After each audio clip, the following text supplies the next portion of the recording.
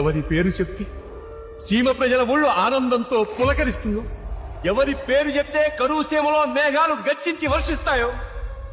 ఎవరి పేరు చెప్తే బంజరు భూములు పంట పొలాలుగా మారుతాయో, ఎవరి పేరు చెప్తే శత్రువుల గుండెలు జలవరిస్తాయో,